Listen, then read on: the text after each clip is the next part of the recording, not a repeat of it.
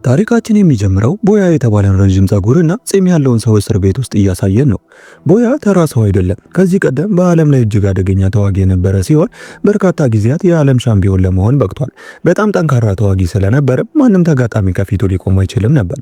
አሁን ግን በእስር ቤት ውስጥ ወለል በማጽዳት የጽዳት ሰራተኛ ሆኖ ይሰራል። ይህ የሆነበት ምክንያት ደግሞ እስር ቤት ውስጥ በተደረገው የመጨረሻው ድብቅ ፍልሚያ ላይ አንድ ተፋላሚ እግሩን ስለሰበረው ነበር። በዚህ ምክንያት ግጥሚያውን ተሸነፈ። እንዲሁም በመላው እስር ቤት ውስጥ የነበረው ዝና ወደቀ። ከዚያን ጊዜ ጀምሮ ማንም ሰው ለቦያ ክብር መስጠት አቆመ። ይሁን እንጂ ቦያ ከሚያጸዳበት ቦታ ሆኖ በእስር ቤቱ የላይኛው ፎቅ ላይ የሚካሄዱትን የውጊያ ጨዋታዎች መስማት ይችላል።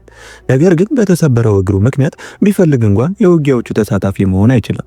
በአንድ ወቅት የዚህ እስር ቤት የማይገሰስ ንጉስ የነበረበት ጊዜም ነበር። አሁን ግን ማንም ትኩረት አይሰጠውም። ከቦያ ይልቅ ሰዎች ሳይኮቭ የሚባለውን አዲስ ሻምፒዮንን ማክበር ጀምረዋል። ሳይኮቭም ተጋጣሚዎችን ክፉኛ የሚቀጠቅጥ በጣም ጨካኝ ተዋጊ ነው። በዚህ መሃል ትዕይንታችን እስር ቤት ውስጥ ድብቅ ውጊያዎች የሚያዘጋጀው ጋጋ የሚባለውን ሰው ያሳየናል። ጋጋ በድብቅ ውጊያዎች አማካኝነት ለብዙ ዓመታት ገንዘብ ሲሰራ ቆይቷል።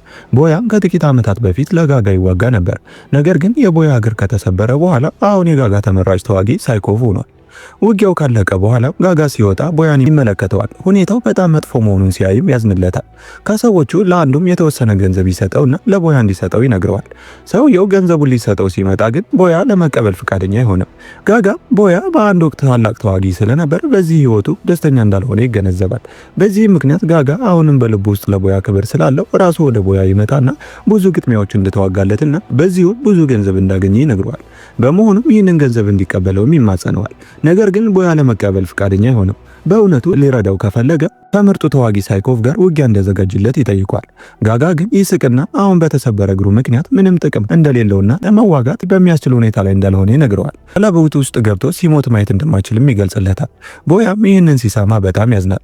ምክንያቱም በአንድ ወቅት ይህንን እስር ቤት ያስተዳድር የነበረው ሰው አሁን በሁሉም ዘንድ እንደ አቅመ ቢስ ስለቆጠረው በተሰበረው እግሩ ላይ ልምምድ ማድረግ ይጀምራል። እንዲሁም ራሱን እንደገና ለማዘጋጀት በየቀኑ የአካል ብቃት እንቅስቃሴ ያደርጋል። ከብዙ ቀናት ጠንካራ ስራ በኋላ ጉልበቱ ይሻሻላል። ጸጉሩና ፂሙን በመቁረጥም ወደ ቀድሞ ቁመናው ይመለሳል። በሌላ በኩል ደግሞ ከሌላ ተዋጊ ጋር ግጥሚያ ያለው ሳይኮቭን እናያለን። ልክ በዚያን ጊዜም አንድ ሰው ይህንን ግጥሚያ ያሸነፈ ማንኛውም ተዋጊ በዓለም አቀፍ ደረጃ ከሌሎች የተለያዩ እስር ቤቶች ከመጡ የዓለማችን ምርጥ ተዋጊዎች ጋር እንደሚወዳደር ያሳውቃል።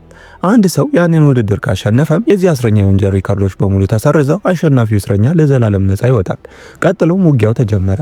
እንደተለመደው ሳይኮቭ ተጋጣሚውን በቀላሉ አሸንፎ ማክበር ይጀምራል። ነገር ግን ልክ በዚያ ሰዓት ቦያ ይመጣና ከኋላው በሳይኮቭ ላይ ውሃ በመርጫት እውነተኛ ተዋጊ ከሆነ እሱን ለማሸነፍ እንዲሞክር ይሞግተዋል። ሳይኮቭም ይህንን ሲሰማ ክፉኛ ይናደዳል። ቦያንም ለመደብደብ በጣም ይፈልጋል። ሆኖም ቦያም ቢሆን ለዚህ ውጊያና ያጣውን ክብር መልሶ ለማግኘት ዝግጁ ነበር። ምክንያቱም በእስር ቤት ውስጥ ያለ ማንኛውም ሰው ቦያ ተዋጊ እንደነበር ረስቶታል። ለዚህም ዛሬ ከበፊቱ የበለጠ አደገኛ ተዋጊ መሆኑን ለሁሉም ሰው ማስታወስ የፈለገው። ይሁን እንጂ የዚህ ቦታ ጠባቂ በሳይኮቭና በቦያ መካከል ውጊያ እንዲኖር አይፈልግም።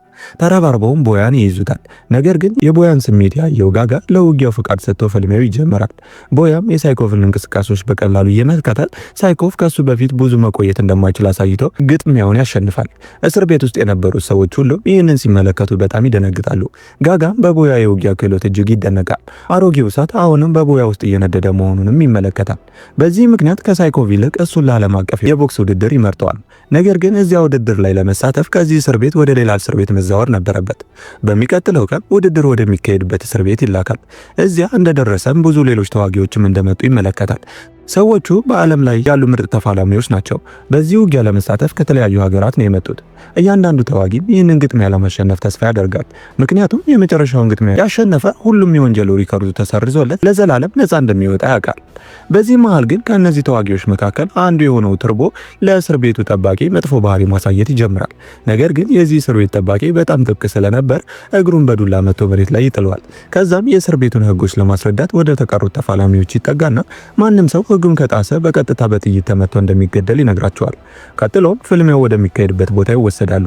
የውጊያው ቀለበት በጣም ትልቅ ሲሆን ይህንን የተመለከቱት ተፋላሚዎች ብዙ ሰዎች ሊመለከቱ ስለሚመጡ ይህ ውድድር ምን ያህል ታላቅ እንደሚሆን ይገነዘባሉ። ትዕይንታችንም ወደ ቀጣዩ ቀን ያሸጋግረንና በማግስቱ ጠዋት ጠባቂው ለሁሉም እስረኞች ለልምምድ 1 ሰዓት ብቻ እንደሚሰጣቸውና ቀሪውን የቀኑን ክፍል ግን መስራት እንዳለባቸው ይነግራቸዋል። እስረኞቹ ግን ይህንን ሲሰሙ እንግዳ ይሆንባቸዋል።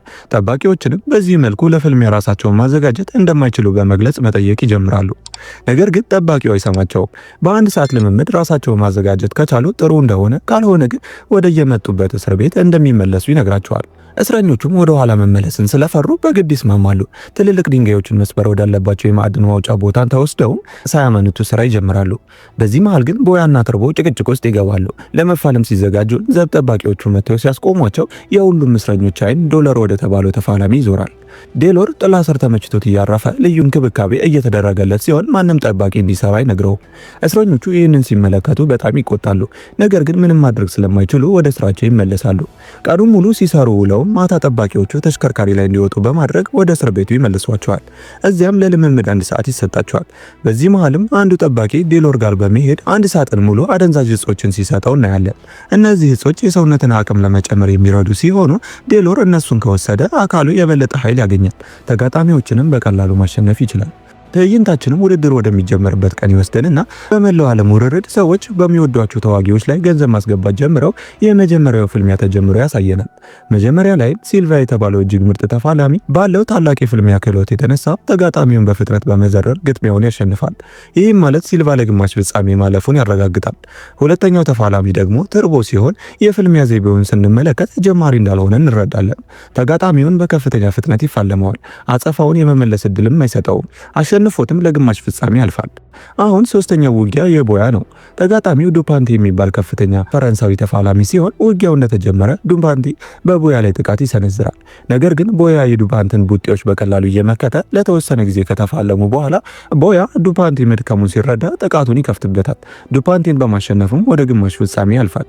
ያስተዳድርበት በነበረው አሮጌ እስር ቤት ውስጥ ያሉ የእስር ቤት ጓደኞችም ይህንን ግጥሚያ ማሸነፉን ሲያዩ በጣም ይደሰታሉ።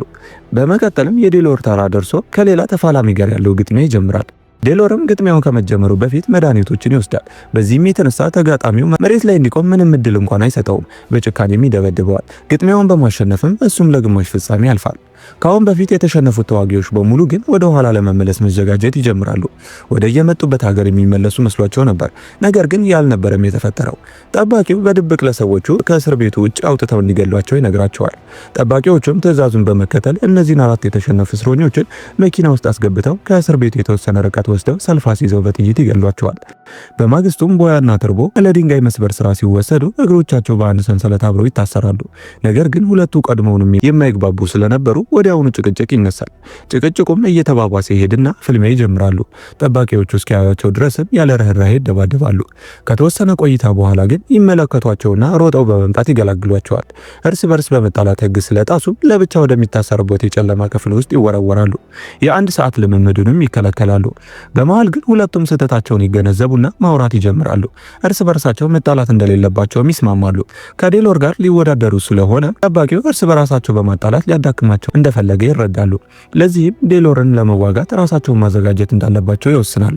በማግስቱም ጋጋና የትርቦ አስተዳዳሪ ሊጠይቋቸው ይመጣሉ። ትርቦና ቦያም በጣም መጥፎ አያያዝ እየተደረገላቸው እንደሆነ ይነግሯቸዋል። ቀንና ሌሊት ድንጋይ እንዲሰብሩ እየተገደዱ መሆኑንና ተፋላሚዎች ስለሆኑ ለፍልሚያ እንዲዘጋጁ እንክብካቤ ከሚደረግላቸው ይልቅ እንደ ከባድ የጉልበት ሰራተኞች እየተጠቀሙባቸው መሆኑን ያስረዷቸዋል። የትርቦ አስተዳዳሪም ይህንን ሲሰማ በጣም ይናደዳል። ከጋጋ ጋር በመሆን ቀጥታ ወደ ጠባቂው ቢሮ ያመራሉ። እዚያም ጠባቂው ሪዞ ከተባለ ሰው ጋር ያስተዋውቃቸዋል። ሪዞ በጆርጂያ ውስጥ ትልቁ የማፊያ አለቃ ሲሆን ይህንን ዓለም አቀፍ ውድድር ያዘጋጀ ያለው ሰው እሱ ነው። ይህም ማለት ሁሉም ቁጥጥር በእጁ መሆኑን ያሳየናል። ተፋላሚውም ዴሎር ሲሆን ዴሎር የተለየ እንክብካቤ ሲደረግለት የነበረው ለዚሁ ነበር። በዚህ መሃል ጋጋ ተዋጊዎቻቸው ለምን በዚህ መልኩ እየተያዙ እንደሆነ ሲጠይቅ ግን የማፊያው አለቃ ይህ ሁሉ ሆን ተብሎ እየተደረገ መሆኑን ይነግረዋል። ሌሎች ተዋጊዎች እንዲሰሩና እንዲዳከሙ እሱ ራሱ ለጠባቂው እንደነገረውና በመጨረሻው ግጥሚያ ከተፋላሚው ዴሎር ጋር ሲገናኙ ብዙ መቆየት እንደማይችሉ ማቀዱን ይናገራል። የውድድሩ አሸናፊም ውድድሩ ከመጀመሩ በፊት አስቀድሞ የተወሰነ መሆኑንም ይገልጽላቸዋል። እነሱም ገንዘባቸውን በሱ ተፋላሚ ላይ እንዲወራረዱና ትልቅ ገንዘብ ማግኘት ከፈለጉ ዴሎር ስለሚያሸንፍ ገንዘባቸውን ሁሉ እሱ ላይ ለማስገባት አሁንም ጊዜ እንዳላቸው ይመክራቸዋል። ጋጋን የእነሱን ተፋላሚዎች ዕጣ ፈንታ ምን እንደሚሆን ሲጠይቀው የማፊያው አለቃ ስለነሱ ረስታችሁ ወደ እናንተ ስለሚመጣው ገንዘብ ብቻ አስቡ በማለት ይመልስለታል። ሁለቱም ብዙ ገንዘብ ለማግኘት ባላቸው ስግብግብነት ተገፋፍተው ተፋላሚዎቻቸውን ለሞት በመተው ከማፊያው አለቃ ጋር እጅ ለእጅ ይጨባበጣሉ። በሌላ በኩል ቀስ በቀስ በጥሩ ሁኔታ መግባባት የጀመሩትና አብዛኛውን ጊዜያቸውን አብረው የሚያሳልፉት ቦያና ተርቦ ታያሉ። በቂ የልምምድ ጊዜ ሆን ተብሎ እየተነፈጋቸው እንደሆነ ተረድተዋል። ምክንያቱም በቂ ጊዜ ቢሰጣቸው በግጥሚያዎቹ ዴሎርን ሊያሸንፉት ይችላሉ። ለዚሁም የጉልበት ስራቸውን እየሰሩ እዚያው ማዕድን ማውጫው ቦታ ላይ ልምምድ ለማድረግ እቅድ ያወጣሉ። በእቅዳቸው መሰረትም ወደ ማዕድን ማውጫው ስራ በሚወሰዱበት ጊዜ ድንጋዮቹን እየተሸከሙ ጎን ለጎን ይለማመዳሉ። ነገር ግን በልምምድ ወቅት ቦያ ከባድ ድንጋይ ሲያነሳ ጉልበቱ ላይ የነበረው ህመም እንደ አዲስ ይጀምራል። ቱርቦም ይህንን ሲያስተውል ጓደኛው በፍጥነት እንዲድን በጉልበቱ ላይ እንዲቀባው በማለት አንዳንድ መድኃኒት ያላቸው ቅጠላ ቅጠሎችን ይሰጠዋል። ቦያም በቱርቦ ድርጊት በጣም ይደሰታል። እዚህ ጋር በሁለቱም መካከል በመጠኑም ቢሆን ጓደኝነት እየተጀመረ እናያለን። በዚህ መሃል ግን ቦያ ቱርቦ ደረት ላይ ያለውን ንቅሳት ይመለከትና ምን ማለት እንደሆነ ይጠይቀዋል። ቱርቦም ይህን ንቅሳት ለሚስቱና ለልጁ ብሎ እንደተነቀሰ ያስረዳዋል። ለዓመታት በእስር ቤት ቆይቷል። ልጁ ግን አሁንም አባቷ እስር ቤት እንዳለ እንደማታውቅና ስለሱ በጠየቀች ቁጥር ሚስቱ አባቷ ለስራ ወደ ሌላ ሀገር እንደሄደና በቅርቡ እንደሚመለስ እየነገረች እንደምትዋሻት ሲነግረው ቦያ በጣም ያዝንለታል። ቱርቦም በተራው ቦያ እንዴት እስር ቤት ውስጥ እንደገባና ተፋላሚ እንደሆነ ሲጠይቀው ቦያ አምላኩን ለመዋጋት እንደፈጠረውና በዓለም ላይ ምርጥ ተዋጊ መሆኑን እንደሚያውቅ እንዲሁም ከመዋጋት ውጪ ሌላ የሚያውቀው ነገር ስለሌለ የሚዋጋው ዓለም ማን እንደሆነ እንዲያውቀው እንደሆነ ይመልስለታል። በዚህ መሃልም ትዕይንታችን ይቀየርና በቦያና በሲልቫ መካከል የነበረው የግማሽ ፍጻሜ ውድድር ቀን ይደርሳል። የዛሬውን ግጥሚያ የሚያሸንፈው ማንኛውም ሰው ለፍጻሜው እንደሚያልፍ በማወቅ ሁለቱም ተዋጊዎች ሙሉ በሙሉ ተዘጋጅተው ይመጣሉ። ግጥሚያው ተጀምረው ሲልቫ ቦያ ላይ ከባባድ ቡጢዎችን ይሰነዝራል። ተጣጣፊ ከመሆኑ የተነሳም ያልተለመዱ ቴክኒኮችን በመጠቀም ሲፋለመው ቦያ እንዴት ማጥቃት እንዳለበት ማወቅ ይቸግረዋል። ምክንያቱም ቦያ ቡጢውን በሰነዘረ ቁጥር ሲልቫ የመተጣጠፍ ችሎታውን በመጠቀም ያመልጠዋል። በመሃልም የእግሩ ህመም እንደገና ይጀምረዋል። ከላይ ሆኖ ሲመለከት የነበረው ዶለርም ይህንን ያስተውላል። ቦያም ሲልቫን እንዴት ማሸነፍ እንዳለበት ማሰብ ይጀምራል። ትልቁ ጥንካሬውም መጀመሪያ የተጋጣሚውን እንቅስቃሴ ማጥናት ስለነበር ተጋጣሚውን እንዴት እየተዋጋ እንደሆነ ከተረዳ በኋላ ስልቱን በመቀየር ሲልቫ ላይ አጸፋዊ ጥቃት ሰንዝሮ በጭካኔ ደበድበዋል። ነገር ግን ሲልቫ ከባድ ድብደባ ቢደርስበትም እንኳን እጅ ለመስጠት ፈቃደኛ ባለመሆን ክፉኛ በተጎዳበት ሁኔታ ቦያን መዋጋቱን ይቀጥላል። ለማጥቃት ሲሞክርም ከቦያ ተጨማሪ ድብደባ ደርሶበት ውድድሩን ይሸነፋል። ቦያም ወደ ፍጻሜው ያልፋል። ይህን እየተመለከቱ የነበሩት እስረኞችም ቦያ ሲያልፍ በማየታቸው በጣም ይደሰታሉ። ነገር ግን የማፊያው አለቃ ሪዞ ችግር ይጨምራል። ምክንያቱም ቦያ የአንድ ሰዓት ልምምድ ቢሰጠውም እንደ ሲልቫ ያለን ከፍተኛ ደረጃ ያለው ተዋጊ አሸንፏል። ቀጣዩ የግማሽ ፍጻሜ ግጥሚያ በቱርቦና በዴሎር መካከል ስለነበረ ይህንን ማየት በጣም ያስጨንቀዋል። ቱርቦ በተጨባጭ ተፋላሚው ዴሎርን በግማሽ ፍጻሜ ሊያሸንፈው ይችላል ብሎም ይሰጋል። ይህንን እያሰበም ቀጥታ ወደ እስር ቤቱ ጠባቂ ጋር ይሄድና ቦያና ቱርቦ ካሰቡት በላይ እጅግ አደገኛ እንደሆኑ ይነግረዋል። ቦያ ቀድሞውንም ወደ ፍጻሜ ስለደረሰ ዴሎር ምንም ሳይዋጋ ወደ ፍጻሜው እንዲደርስ ለማድረግ ሲባል ቱርቦ በሚቀጥለው ግጥሚያ ላይ መሳተፍ እስኪሳነው ድረስ ክፉኛ እንዲያቆስሉት ትዕዛዝ ይሰጠዋል። ጠባቂውም የማፊያውን አለቃ ትዕዛዝ በመከተል ሌሎች ጠባቂዎችን ልኮ ቱርቦን ክፉኛ እንዲደበደቡት ያደርጋል። አጥንቱ እስኪደቅ ድረስም ይቀጠቅጡታል። ቱርቦም በጣም ስለተጎዳ ከዴሎር ጋር የግማሽ ፍጻሜ ግጥሚያ ለማድረግ በማያስችለው ሁኔታ ላይ ይወድቃል። ቦያም ከተወሰነ ጊዜ በኋላ ሊጠይቀው ሲመጣ ቱርቦ በተዘረጋ አልጋ ላይ በከባድ ሁኔታ ውስጥ ተኝቶ ያየዋል። የተደበደበውም ከዴሎር ጋር መዋጋት እንዳይችል ተብሎ እንደሆነ ይገነዘባል። ነገር ግን ቱርቦ ታላቅ ተዋጊ በመሆኑ በዚህ ሁኔታ ውስጥ ሆኖም ዴሎርን ለመዋጋት ዝግጁ ይሆናል። ቦያም በዚህ ሁኔታ ግጥሚያውን በጭራሽ ሊያሸንፍ እንደማይችል ሊያስረዳው ይሞክራል። ነገር ግን ቱርቦ ለመስማት አሻፈረኝ ይላል። ቦያም ወደ ቦታው ይመለስና ልምምዱን ይቀጥላል። ዴሎርም ወደሱ ይጠጋና በማላገጥ ከዚህ በፊት በእስር ቤት ውስጥ ወለልና ሽንት ቤት ያጸዳ እንደነበር እንደሚያውቅና ይህ የጽዳት ሰራተኛ በፍጹም እሱ ሊያሸንፈው እንደማይችል ይነግረዋል። ቦያም እጅግ በጣም ይናደዳል። ነገር ግን ንዴቱን በመቆጣጠር ሊያሸንፈው ይችል እንደሆነና እንዳልሆነ ውሳኔው ቀለበት ውስጥ እንደሚታወቅ ይመልስለታል። በማግስቱ ጠዋት ድንጋይ የመስበር ስራቸው እንዲቀጥሉ ሲደረጉም ቦያ የቱርቦ ሁኔታ መጥፎ እንደሆነ ይመለከታል። ቱርቦ ከዚህ በፊት በወታደራዊ አገልግሎት ውስጥ እንደነበር ይረዳል። ለዚሁም በቀላሉ ማምለጥ እንደሚችል ይነግረዋል። ካላመለጠ ግን እነዚህ ሰዎች እንደሚገድሉት ያስጠነቅቀዋል። ነገር ግን ቱርቦ ለመሸሽ ፈቃደኛ አልሆነም። አሁን ባለበት ሁኔታም ቢሆን ዴሎርን ማሸነፍ እንደሚችል ሙሉ በሙሉ ያምናል። ምናልባት ቢሸነፍም እንኳ ዝም ብሎ ወደ እስር ቤቱ እንደሚመለስ ያስባል። ይህንን የሰማ በአቅራቢያው የቆመ አንድ እስረኛም ጣልቃ በመግባት እዚህ ላሉት ሰዎች ምን እየተፈጠረ እንደሆነ ያውቁ እንደሆነ ይጠይቃቸዋል። አንድን ግጥሚያ ከተሸነፉ በኋላ ወደ ሀገራቸው ይመለሳሉ በሚል ሰበብ ከእስር ቤት ውጭ ተወስደው እንደሚገደሉ ሲያጋልጥ ይህንን የሰማው ቱርቦ ሚስቱና ልጁ እየጠበቁት እንደሆነ ትዝ ሲለው በድንጋጤ ተውጦ ለማምለጥ ይስማማል።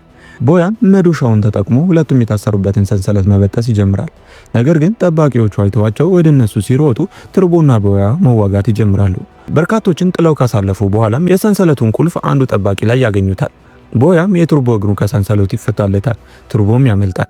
ነገር ግን ጠባቂዎቹ ቦያ ቱርቦ እንዲያመልጥ በመርዳቱ ለመቅጣት ሲሉ በላዩ ላይ ይሰፍሩበታል። ራሱን ስቶ እስኪወድቅ ድረስም ይደበድቡታል። ቦያም አይኑን ሲገልጥ ክፍሉ ውስጥ በሰንሰለት ታስሮ ራሱን ያገኘዋል። በዚያ ቅጽበት ጠባቂውና የማፊያው አለቃም ወደ እሱ ጋር ይመጣሉ። የማፊያው አለቃም አንድ እስረኛ እንዲያመልጥ በመርዳት ህጋቸውን በመጣሱ በመጨረሻው ውድድር ከዴሎር ጋር መዋጋት እንዳለበት ይነግረዋል። ቦያ ይህንን ሲሰማ በምንም ተአምር እንዲያሸንፍ እንደማይፈቅዱለት ይገነዘባል። ለዚሁም አስተዳዳሪው ጋጋን ማግኘት እንደሚፈልግ ይነግራቸዋል። ልክ በዚያን ጊዜ ግን ጋጋ በድብቅ ቆሞ ከነበረበት ጨለማ ውስጥ ብቅ ይላል። ቦያንም ከሱ ይልቅ ገንዘብን እንደሚወድ ይነግረዋል። ቦያ ጋጋም የነሱ ተባባሪ መሆኑን ይረዳል። በሌላ በኩል ዴሎር ለግማሽ ፍጻሜ ከቱርቦ ጋር መዋጋት ነበረበት። ነገር ግን ቱርቦ ስላመለጠ ዴሎር ቦያን ለመዋጋት በቀጥታ ወደ ፍጻሜው እንዳለፈ እናያለን። ይህንን ግጥሚያ ለመመልከት መላው ዓለም በሚገርም ሁኔታ ጓጉቷል። በየቦታው ያሉ ሰዎች በሚወዷቸው ተፋላሚዎች ላይ እየተወራረዱ ነው። ይሁን እንጂ እዚህ ያሉት ከፍተኛ ቁማርተኞች ግን ውድድሩ አስቀድሞ የተስተካከለ መሆኑንና ዴሎር እንዲያሸንፍ የታሰበ መሆኑን በማወቅ ገንዘባቸውን በሙሉ በዴሎር ላይ አስገብተዋል። ግጥሚያውን ተጀምሮ ዴሎር ከቦያ ጋር በሚያስገርም ቅልጥፍና እየተፋለመ እውነተኛ ክህሎቱን ያሳያል። ቦያም የዴሎርን የውጊያ ዘይቤ በመመልከት በጣም ይደነገጣል። አንድ ተዋጊ እንዴት ይህን ያህል ፈጣን ሊሆን እንደሚችል እያሰበም ይገረማል።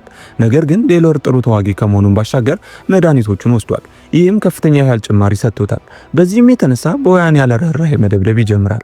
ቦያ አጸፋዊ ጥቃት ለመሰንዘር በሞከረ ቁጥር በቀላሉ ያመልጠዋል። በዚህ መልኩ ለረጅም ጊዜ ከተፋለሙ በኋላ ግን ቦያ ቀስ በቀስ የዴሎርን እንቅስቃሴዎች ማንበብ ይጀምራል።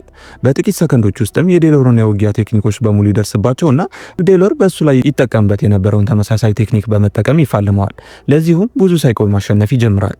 ዴሎርም ቦያ የበላይነት እያገኘ መሆኑን ሲረዳ የቦያን ደካማ ጎኖች ኢላማ ያደርጋል። አስቀድሞ ስለ ቦያ የተሰበረ ጉልበት ያውቅ ስለነበርም የተጎዳውን ጉልበቱን ማጥቃት ይጀምራል። ይህም በቦያ ላይ ከፍተኛ ህመም ያስከትላል። በዴሎር ፊትም እንዲዳከም ያደርገዋል። ነገር ግን ቦያ አሁንም ቢሆን እጅ ለመስጠት ፈቃደኛ ባለመሆን መዋጋቱን ይቀጥላል። ሆኖም በጉልበቱ ላይ ባለው ከፍተኛ ህመም የተነሳ ዴሎርን እንደ በፊቱ ማጥቃት ይሳነዋል። ዴሎርም ይህንን አጋጣሚ በመጠቀም ቦያን በጭካኔ ይቀጠቅጠዋል። በመጨረሻም ከቀለበት ውጭ አውጥቶ የሚጥል ምት ይሰነዝርበታል። ቦታው ላይ የነበሩት ታዛቢዎችም ቦያ የተሸነፈ መስሏቸው ነበር። ዳኛውም መቁጠር ይጀምራል። ቦያ እስከ 10 ተቆጥሮ ወደ ቀለበቱ ካልተመለሰ ይሸነፋል። ነገር ግን ከቀለበት ውጭ በግማሽ ሞት እየደማ ተኝቶ ሳለ እስር ቤት ውስጥ እንዴት ያጸዳ እንደነበርና ሰዎች እንዴት ያላግጡበት እንደነበር ያስተውላል። ዛሬ እጅ ከሰጠ የእስር ቤቱ መሳለቂያ እንደሚሆንም ይገነዘባል። ለዚሁም ያንን ማጥያ ጨርቅ በእግሩ ላይ አጥብቆ በማሰር የቀረውን ድፍረትና ጥንካሬውን አሰባስቦ ወደ ቀለበቱ ሲመለስ ዴሎርና ሌሎች ተመልካቾች በድንጋጤ ይዋጣሉ። ዴሎርም ለሌላ ጥቃት ይሰናዳል። በዚህን ጊዜ ግን ቦያ የውጊያ ቴክኒኩን ቀይሮ ዴሎርን በጭካኔ መደብደብ ይጀምራል። ዴሎርም የቦያን ማለቂያ የሌላቸውን ቡጤዎች እንዴት መከላከል እንዳለበት ግራ ይገባዋል። ሜዳው ውስጥ ያሉት እስረኞች በሙሉ የቦያን ስም መዘመር ይጀምራሉ። ቦያም ዴሎርን ለመምታት ያለውን ሙሉ ኃይሉን ይጠቀማል። ዴሎርም ራሱን የመከላከል ዕድል እስኪያጣ ድረስ ይቀጠቀጣል። በመጨረሻም ቦያ ሊያሸንፈው እንደሆነ ሲሰማው የመጨረሻ ካርዱን በመጠቀም ወደ ላይ ከፍ ብሎ ለመምታት ይሞክራል። ነገር ግን ዴሎር የሚመታበትን እግር ቦያ ይይዝና ሙሉ በሙሉ ይሰብረዋል። ዴሎርም መሬት ላይ ይወድቃል። ቦያም በመጨረሻ ግጥሚያውን ያሸንፋል። መላው ሕዝብ ቦያ ሲያሸንፍ በማየታቸው በደስታ ያብዳሉ። ነገር ግን ውድድሩን ያዘጋጀው የማፊያው አለቃና ግብረ አበሮቹ ክፉኛ ይደነግጣሉ። ምክንያቱም በዴሎር ላይ ያስገቡት ከፍተኛ ገንዘብ ጠፍቷል። የቱርቦ አስተዳዳሪም በጠባቂውና በማፊያው አለቃ ግፊት ስለተወራረደ በጣም ተናዷል። ቀጥታ ወደ ጠባቂው ቢሮ ገብቶም በጠባቂው ላይ ሽጉጥ ይደቅንበታል። ሁሉም ሰው በዴሎር ላይ እንዲወራረዱ የነገራቸው እሱ ስለነበር ተኩሶ ይገለዋል። ነገር ግን ጠባቂውም የቱርቦን አስተዳዳሪ ከኋላው ተኩሶ ይገለዋል። የቱርቦ አስተዳዳሪና የማፊያው አለቃ ከሞቱ በኋላም ቦያ በህጉ መሰረት ሁሉም የወንጀል ሪከርዶቹ ሊሰረዙና ለዘላለም ነፃ ሊለቀቅ ይገባው ነበር። ነገር ግን ጠባቂው ወደሱ ይመጣና ውድድሩን ቢያሸንፍም ቱርቦ እንዲያመልጥ ስለረዳውና አሁንም ድረስ ስላልተገኘ በነፃ ሊለቀው እንደማይችል ይነግረዋል። ወደ ቀድሞ እስር ቤት እንደሚመልሱትም ይገልጽለታል። ቦያም ምንም ግድም እንደማይሰጠው ይናገራል። ወደ እስር ቤቱ ለመመለስ ዝግጁ ሆኗል። ጠባቂዎቹ መኪና ውስጥ አስገብተው ይዘውት ይወጣሉ። ወደ እስር ቤት ከመውሰድም ይልቅ ሊገሉት ይዘጋጃሉ። ነገር ግን ልክ በዚያን ቅጽበት የቦያ ጥሩ ጓደኛ የሆነው ቱርቦ ይመጣና ጠባቂዎቹ ላይ የጥይት ናዳ በማርከፍከፍ ይገላቸዋል። ቦያንም ቀጥታ ወደ ጋጋ መኪና ይመራዋል። እዚህ ጋርም ሙሉ እውነቱ ይገለጣል። ጋጋ ያንን ግጥሚያ ማሸነፍ የሚችል ሰው ካለ ቦያ ብቻ መሆኑን ሁልጊዜ የሚያውቅ እንደነበር ያስረዳል። ቦያ በአካባቢው ምርጥ ተዋጊ መሆኑን እንደሚያውቅም ይናገራል። ምክንያቱም ቦያን ማሸነፍ በሚገርም ሁኔታ ከባድ ነው፣ በተለይም ሲናደድ። የማፊያውን አለቃም ያልሰማው ለዚሁ ነበር። ጋጋም ያገኘውን ገንዘብ በሙሉ ድርብ በማድረግ ቦያ ላይ አወራረደ። በዚሁም የተነሳ በቦያ ምክንያት ከፍተኛ ሀብት አገኘ። ለቦያም በገንዘብ የተሞላ ሻንጣ ይሰጠውና ነፃ ይለቀዋል። ቦያም ወደ ትውልድ ከተማው ለመሄድ ሲዘጋጅ ቱርቦ መጥቶ ያቅፈዋል። ዛሬ በህይወት ያለው በሱ ምክንያት ስለሆነም ያመሰግነዋል። አክለውም ምናልባት ወደፊት ከሁለቱ የተሻለ ተፋላሚ ማን እንደሆነ ለማየት ብቻ ግጥሚያ ሊያደርጉ እንደሚችሉ ይነግረዋል። ታሪካችንም ቦያ በገንዘብ የተሞላ ሻንጣውን ተሸክሞ በፈገግታ ወደ ትውልድ ከተማው ሲያመራ እያሳየን ያበቃል። የዛሬው የፊልም ታሪካችንም ይህን ይመስል ነበር። ቀጣይ የምንለቃቸው የፊልም ታሪኮች እንዲደርሷችሁ ቪዲዮውን ላይክ፣ ቻናሉን ደግሞ ሰብስክራይብ አድርጋችሁ የደወል ምልክቷን በመንካት ቤተሰብ ይሁኑ።